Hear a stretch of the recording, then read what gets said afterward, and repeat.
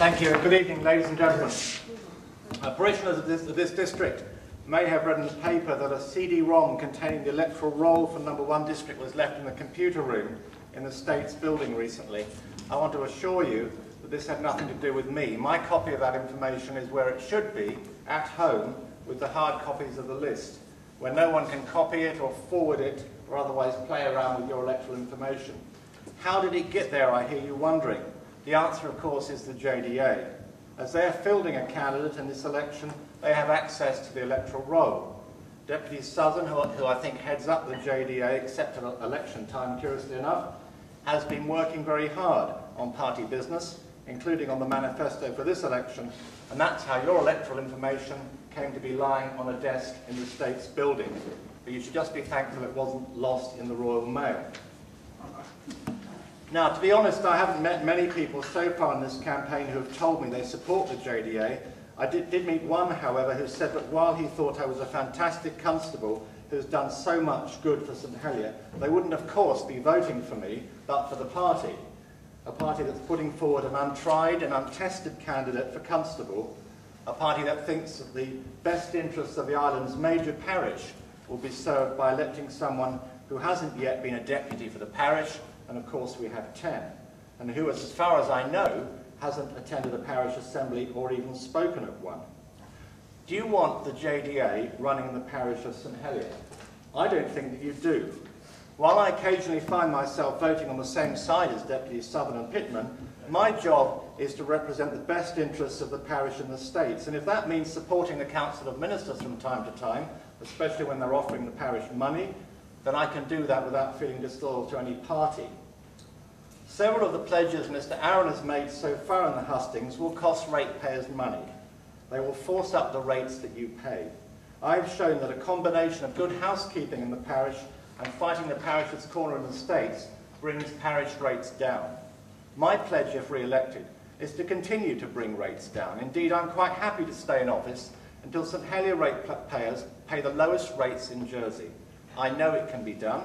I've seen the savings that there are to be made. And because more people are now living in the parish, I'm confident I can continue to improve services without putting up rates, especially in the crucial areas of recycling and street cleaning. You can't serve two masters in this job. Re-elect me, and there won't be a political party pulling my strings. The JDA candidate says he'll bring back Eurobins if elected. But Eurobins placed on every street corner in St Helier have been shown to encourage fly tipping and to discourage recycling. People were driving into our parish every day and offloading the items they were too lazy to put in their own bins or to take to Belazan.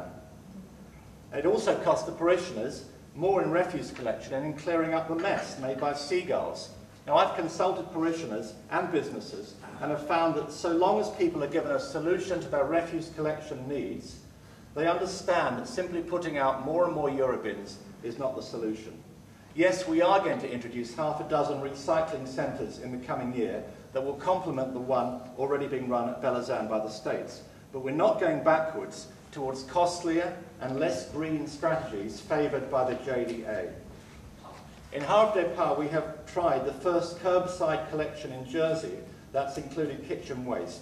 We wanted to show the States of Jersey that the public are willing and able to separate waste, and that the really mucky stuff can be kept away from the valuable recyclables like cans, plastic and paper.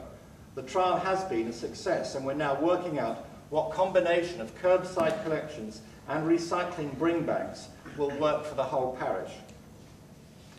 Now, why was Havre des Pas chosen for the zero waste trial? It was chosen because this district will be dominated by the £80 million incinerator the States, in their wisdom, are planning to build just over the water. And the only argument the States will listen to when the final debate takes place is whether we really need such a big and expensive piece of equipment. Or can we follow a more ambitious strategy of reducing the amount of waste we create in the first place, recycling more of it, and exporting the valuable recyclables and using glass for reuse on the island? I've been involved in the local residents group here since my time as a deputy. So I know that apart from the spectre of the incinerator in front of you, a key factor in your quality of life is the effects of traffic. the traffic that pours in through Havre Park every morning and out every evening. And those traffic levels are going to get worse, I believe, if the planning minister's proposals to sink La Route de la Libération go ahead. He's proposing to treble the amount of parking just on the other side of the hill, encouraging commuters to take cars to their reserved parking spaces underneath the new finance district. And that's hardly going to make for less traffic. The proposal will take 2 years of life off La Colette. The reclamation site is either going to have to get higher or longer. They have no idea how much toxic ash they will be finding when they dig up the spoil. Together with Deputy Leclerc, I've spent a lot of time fighting states' policies at La Colette when they've been taken without consulting the parish, whether that's composting odours or toxic ash. I've not mentioned how far the Hopkins scheme, as it's called, is going to suck the life out of Columbury. There's a huge amount of retail, restaurant and bars proposed in the new scheme, and that will impact on the important restaurant trade here in Havre Park and in the rest of the district.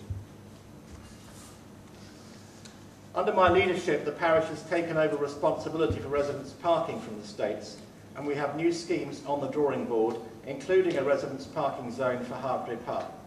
The states, or TTS, has blocked our Cheapside scheme for a whole year, but I asked questions in the states, and I got the Chief Minister on the case, and Deputy Defay has at last, reluctantly, conceded that residents' parking is a good thing. So if you re-elect me, you will have a residents' parking zone in Havre Park during my time of office. I've supported the valuable work that Community in Bloom does around the parish, and it's no accident that Sue Rodriguez, the chair of the group, is concentrating her work in this area of the parish. I've taken part in litter picks at La Colette Gardens. I've supported the new urban orchard in Green Street. I've asked my staff to ensure that Havre Park Promenade has much better floral decorations this summer, because I've had to take judges around and I know that we can do better for Havre Park. I believe that what the parish has achieved in Parade Gardens this Christmas and in town as a whole, with more lights and more street activity, must be brought into Havre Park next Christmas. The JDA candidate has pledged to always be available for parishioners, but he runs his own business. How is he going to do that if he's given the busiest job in the states of Jersey? I had to give up my language school, which I managed to run as a deputy for 4 years, but after 6 months as constable, it was clear that running a business and the parish means serving 2 masters. A constable cannot serve 2 masters. I believe that the incinerator and the sinking of La Route de la Libération are the 2 biggest threats facing the parish in the coming year. These battles will be fought in the States in just a few months' time. I ask parishioners to look ahead 10 weeks to these major States debates and to ask themselves which candidate has proven that he can represent the parish's interests in the States. Do they want to continue to back me with a proven track record, or do they want to change captains at such a critical time for St Helier? One of the first things I did on taking office was to ask my staff if they could take over the management of the States section of La Colette Gardens, as Public Services of the day was proposing to cut back on the maintenance. My staff said that they could. I asked them if they could keep the gardens in their wonderful state without increasing staff and costs. They thought for a bit and said that they could. I believe that I've shown that I'm an optimist who believes that things are getting better, not worse, in St Helier, thanks to the good work of the professional staff, honorary officers and states deputies that I'm building into an effective team. There's a lot more that we can do for you, so I ask for your vote on January the 9th. Thank you.